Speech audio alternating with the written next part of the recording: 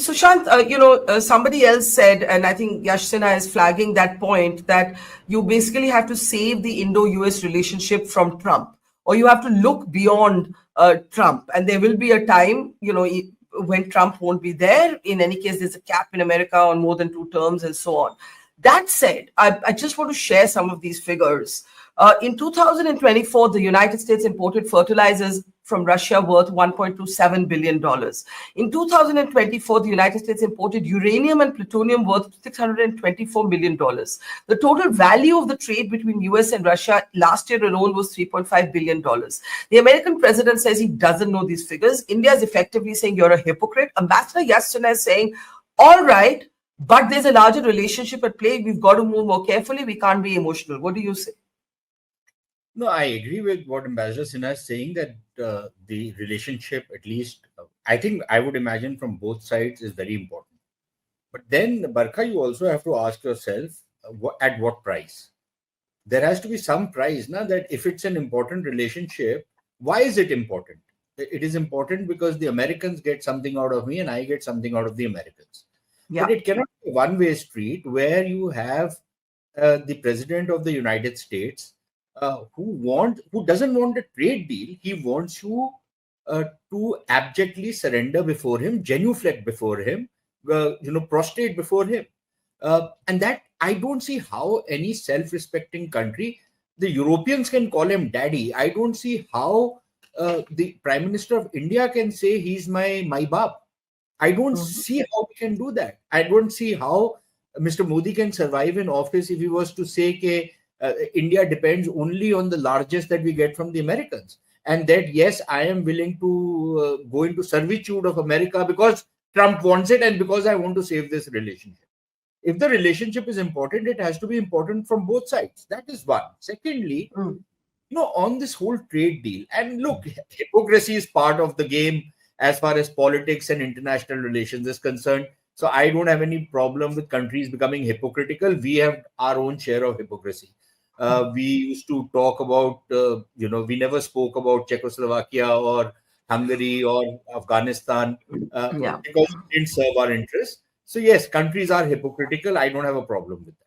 My problem is that in this particular case, if this was a trade deal, the Indian side had shown enormous flexibility. We had gone way out to strike a deal with these guys, of course, with some red lines thrown in.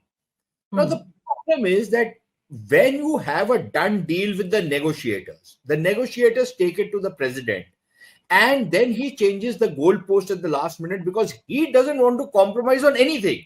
He wants you to give him zero tariffs, but he will charge you 10% plus, right? How does this work in the international economic situation?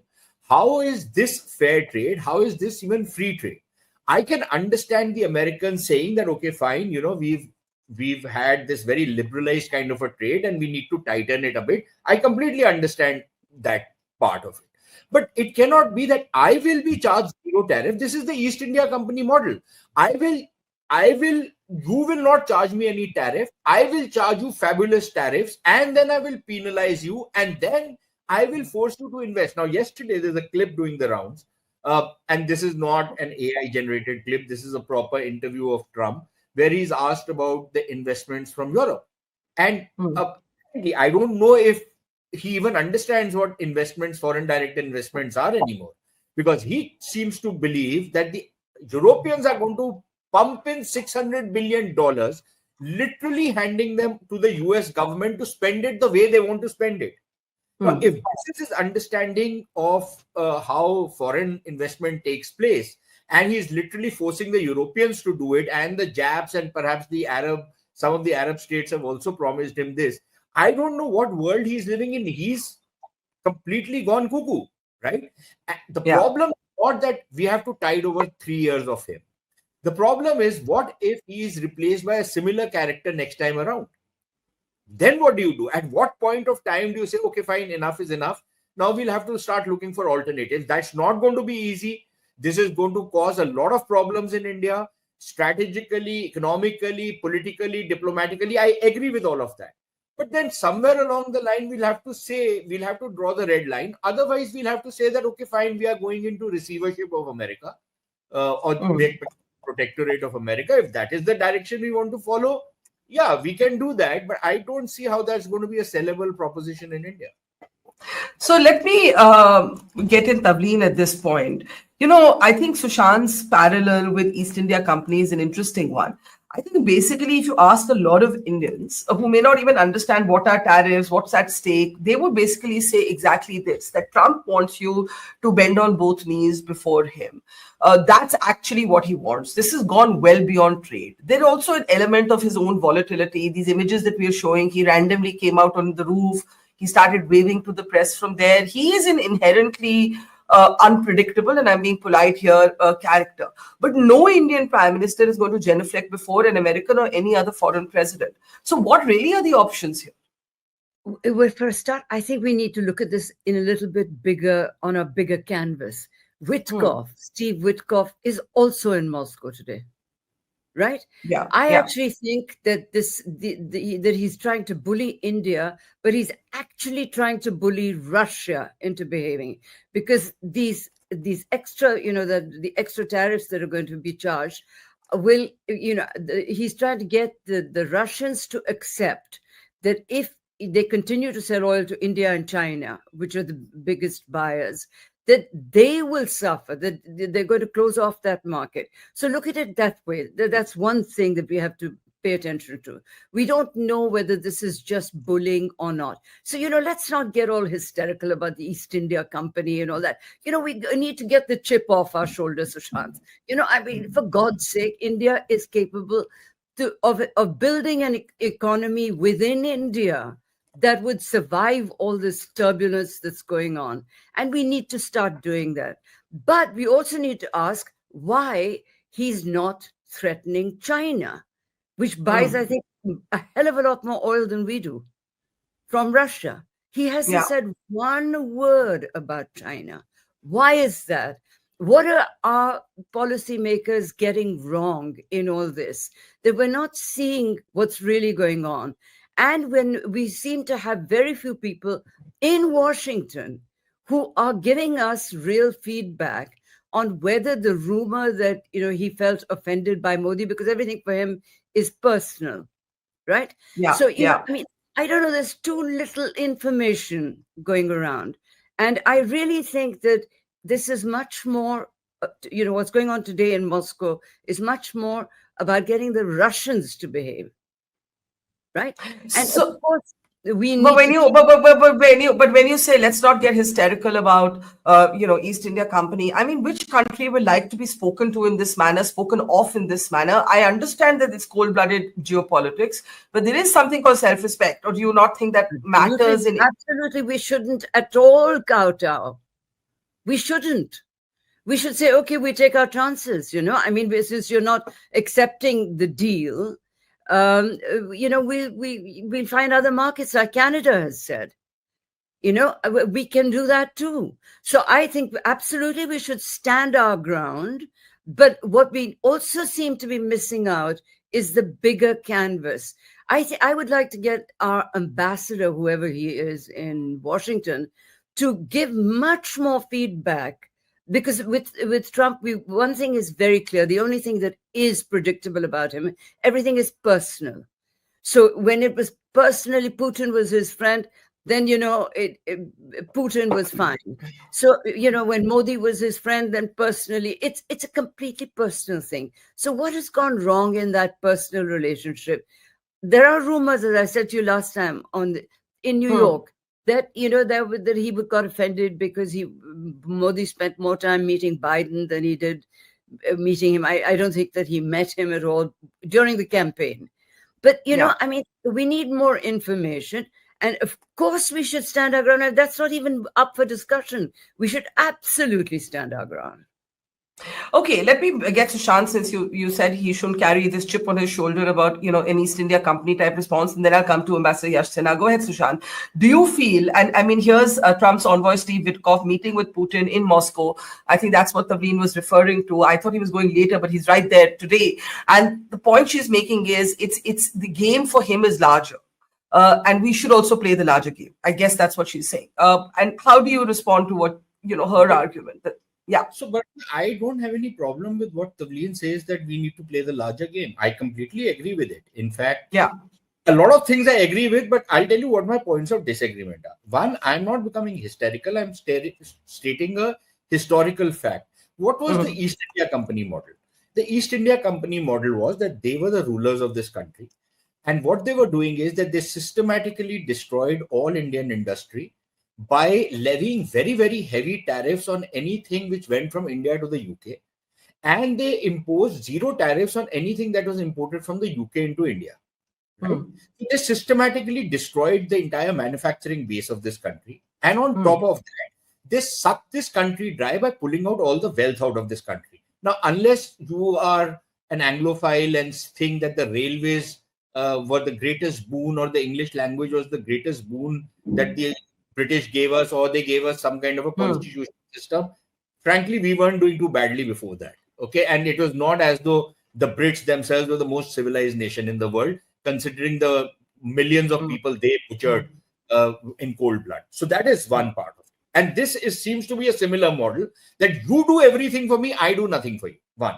Secondly, on this issue of, I agree that we need to build up our own economy, and I hold successive governments, including the current one, guilty of not bringing in the kind of reforms, of not freeing the entrepreneurial abilities of the people of this country, of continuing to impose all kinds of onerous taxes on them and an inspector Raj on them and harassing people. I completely agree that we need to get rid of this, bring in regulatory reforms, all of that. I've been an advocate of it much before other people had started talking about it, right from the outset when this government came into power, that all the other things you are doing is fine, but you need to put in place legal and regulatory reforms so that people can do business honestly and productively. The third point I want to make is, Tavleen spoke about China. The reason Trump doesn't mention China is because initially he got into a spat with them. He would impose 45% taxes, the Chinese would reciprocate. It went on to a ridiculous level where he had crossed 125 and the Chinese said, okay, we'll stay at 125 because it effectively no trade can take place. And then the Chinese, because they hold the Americans by the unmentionables, they started squeezing. That is when the Americans balked and he pulled back. So the Chinese have certain leverages that we probably do not have or have still not exercised, even if we have any, which is the reason why he's not talking about China. And one last point on this whole Russian oil business. This is such a lot of nonsense which has been spread by these white people. What is the Russian oil? At one level, we are buying Russian oil at discounted rates. So it's not as though the Russians are profiting from us. Anybody who has done any study of how much, at what price the Russian economy breaks even, will tell you that the Russian oil, if it's priced around $80 a barrel, that is the price point at which they start breaking even. Okay. I might be wrong about the figures today, but that was the case about 4 years back, 3 years back. Now, if I am buying it at below the price, I am buying it at majorly discounted rates. Yes, I might be profiting from it, but who is buying my oil?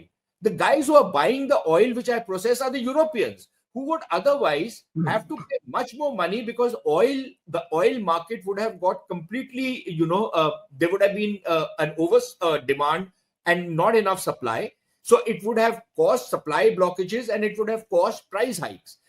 The Americans buy the oil which I process because the American refineries, even though America produces oil, the American refineries are not all equipped to handle the oil which they produce inside the US. So they buy processed oil, which is why they buy oil from all over the place, even though they are big exporters of oil, net exporters of oil.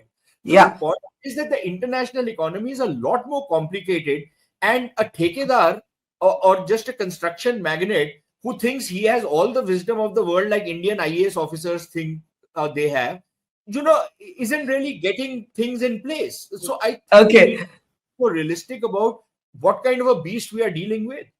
Okay, so a lot of swipes there, a lot of sharp comments there, and I could see Tavleen disagreeing with some, agreeing with some, but before visible. sorry, a lot Tavleen? of tips have been visible. White people The world is a different place. Eastern, Not that yet. was no, we were, listen, we were colonized by the British. There is no way that the Americans are going to colonize us. You stop being so, and we deal with white people. But We isn't send this our a isn't children to this go a and kind of study. but isn't it a kind of neo-imperialism to say I will tell everybody in the world what they should be? I Excuse will me, what? say Why is he so soft on yellow people then? Cut that out. That is all because nonsense. Yeah, he's trying okay, to no, cut a no. deal with the Chinese. Let's I'm not not saying blame. it's racism. I'm saying it's imperious behavior. It's bullying behavior. Of course it is. He's a bully, and with the only Correct. way to deal with the bully, he's a schoolyard bully. So he's not taking on the big boy in this game. And I was speaking of China only in the context of Russian oil. They take a hell of a lot more, and he hasn't sanctioned China. So let me come down back to some of the most substantive, Sure. Sure. uh, Yeah. including taking issue with Tavleen on a couple of things. Yeah. See, this whole thing that look, the world has changed. This is not that period. My own sense of history is that the more things change, the more they remain the same. Yes, the circumstances in which new things are playing out might have changed. But come on, are you telling me that racism still does not run deep in American politics? I don't think anybody can make that assertion. And you've had Trump aides once again link this to H-1B visas. You've had Lindsey Graham, Marjorie Greene actually take this issue and do posts on Twitter saying time to cancel H-1B visas. I mean, we have seen racist comments piggybacking on the tariff debate. Exactly. And Barkha, all you need to also see is look at the way they treat immigrants, say, from non-white countries and how they treat immigrants from white countries. The difference is very apparent, right? The second thing is that, the reason why I say this is because just a couple of days back, somebody told me that some very senior advisor in the Indian Prime Minister's office is convinced that there can never be war between India and China, and that the Chinese will never try and do something like what they tried and did in 1962. Now, frankly, because this particular person belongs to the Indian Administrative Service, I'm not surprised that he is as dumb as he is, quite apparently. In which world do these guys live? Do they not realize what is happening around the borders, how difficult things are on the frontiers, what are the kind of new challenges which are emerging, how there are powers like China and other powers or non-state or para-state or proto-state actors who are increasingly becoming very powerful and are going to challenge us in one form or another, and that we really need to start rethinking our frontier security. But if you have a guy who's living in cloud cuckoo land in the Prime Minister's office, having the Prime Minister's ear and advising him that nothing of the sort will happen, then it makes you wonder what kind of people are we selecting, which is also the problem in our embassy in Washington. Now, you are meeting after all hell has broken loose. You are posting pictures of your meeting with Tulsi Gabbard and some other people. Why wasn't this done 3 months back? Why are you waking up right now? From what I am hearing, the embassy in Washington, D.C. is so lazy that it can even put, an insomniac to sleep. The kind of stuff which is happening is, it's bizarre. And we seem to imagine that everything is hunky-dory. It's not. So we really need to start relooking at how we are handling things. There are fabulous professionals in the Ministry of External Affairs, people who know how to work the American system, people who know how to connect, people who have their equities out there, who can exploit those. But you don't want to use them because they were not your translators. Before I go to Ambassador Yash Sinha on this, because I could see he has some things to say. Given your sweeping assault on the bureaucracy, I just have one question to ask of you. I agree with you on the China issue, But that doesn't leave a lot of good options right now, because you've got a strained relationship with America. You've got the army confirming that China provided, more than just weapons to Pakistan in Operation Sindoor. And then you're saying basically our outreach in Washington has failed or been suboptimal. Sushant? Barkha, that is clearly a very serious problem which we are going to be facing. And the Yeah. problem is even more because now, can I actually take the Americans seriously? Can I trust them? Because from what we are hearing, again, this is not confirmed news. These are things which are going around, that the Americans are now even not interested in the Far East anymore, or in Asia anymore. They seem to be receding from there, and they seem to have given ground to the Chinese, and they seem to have actually pulled their hands out of Taiwan, which would become a flashpoint had they continued to back the Taiwanese. At least that is the kind of talk. And I've heard General Raj Shukla, somebody I would take with a lot of seriousness.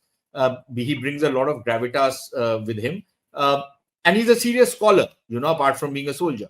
So there are these changes which are taking place. Now, as an Indian, am I going to say that, look, I find my relationship with the United States extremely critical, and no matter what, I will continue to suck up to them, because if tomorrow I have some kind of a scrap with the Chinese, I will have the Americans at my back? I'm not so sure anymore, right? I was not very sure even earlier, but I'm not sure anymore. So I think what we have to do, and that is a no-brainer, we simply have to make sure that we develop our own capabilities. That is one. Barkha, but another very important thing, on this whole trade deal, I'm all for more liberalized trade. I think some of the tariffs which we have in this country are mindlessly crazy, apart from our local GST system, which only an IAS officer could have designed. The kind of complexity which is there, that you have to have 10 people to manage your accounts today, which, otherwise should have been very simple.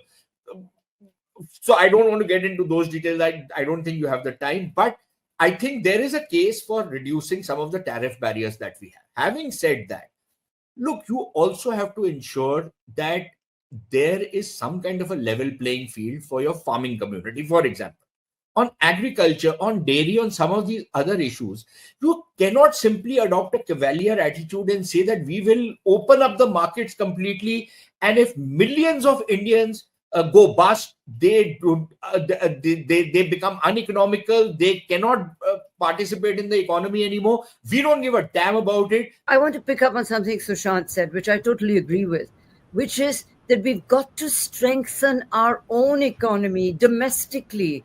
These taxes have killed, the GST has killed off small industries. They couldn't handle it. It is so ridiculous, these taxes. So what we need to do with the farmers, where are the cold chains that would give our farmers the ability to get to more markets? Where, instead of just the farmers were worried about corporatization because they thought Adani was going to come in, he was putting up silos, etc. But those reforms, according to farmers I've spoken to, seemed to be directed towards those who were, producing farm produce, not for farmers themselves. Most of our farmers cannot even afford to get to the local market. 70% of our vegetables and fruit die in the fields. Those are the things we must start addressing. It's crazy. Fruit, flowers, these are tradable commodities if you have the infrastructure. So let's just strengthen our own defenses economically as well as diplomatically. That's all I have to say. All right, Sushant, quick closing word, and then we have to wrap up for today. Sushant? So Barkha, look, here is the thing.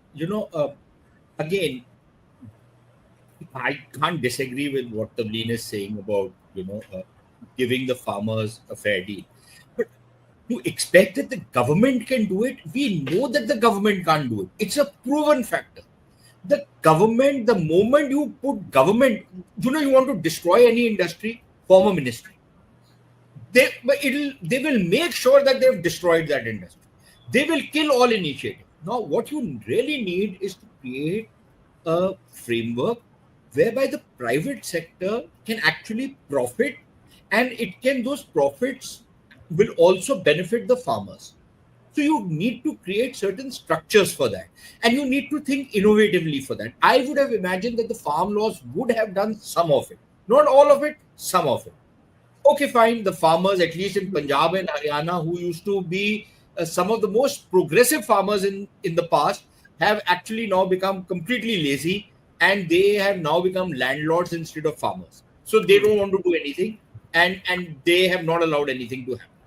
But I think there is a case to be made for, yes, building up infrastructure, building up, and you have to involve the private sector in that. But aside of that, on this whole GST business, Barkha, allow me to say this because it hurts the hell out of me. Why should you have 10 rates of GST on one product? कि बर्फी है उसके ऊपर परत लगी हुई है तो ये जीएसटी है, उसके ऊपर चॉकलेट है तो ये जीएसटी. तुम पागल हो यार, तुम्हारे दिमाग खराब है. उसमें मीठा कम है तो इतनी जीएसटी है, मीठा ज्यादा है तो इतनी GST. I hear you. I feel what you're saying. I feel what you're saying, but I think the point that you're all making is simplify how business is done, how the economy is run. That, and you have to do this now because you're on your own. Basically, become stronger. Be too big to be treated like this. In a way, that's the bottom line. Tavleen, you wanted to add a sentence? I see your hand going up. Yeah, no, I wanted to say, don't insult farmers in that way. They're not landlords. Do you know how much the agricultural subsidies are in other countries? Agriculture is always subsidized all over the world. And, if the government government can build roads, they can build cold chains.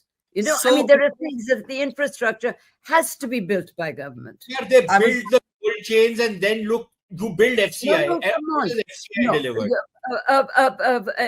There is no profit to be made at the moment for the private sector is not going to invest in cold chains. If the government can build roads and airports, it can build infrastructure for agriculture. The private sector did invest in cold chains. There were. We will do another show, a separate show on farm. I just wanted to make that point. You're being too dismissive. Okay, here's my point. I think I should have said and intervened. We will do a separate show on the farm laws. They're a very emotive issue in Punjab. Sushant clearly backs the laws. Tavleen says, do not make sweeping comments about the farmers. I think this issue is too serious to be in the tail end of a program on Trump and Russia and China. Of course, it's all interrelated because in the end, it's about our economy. Until we actually strengthen our economy, that's where China gets its heft from. That's where we will eventually going to get our heft from.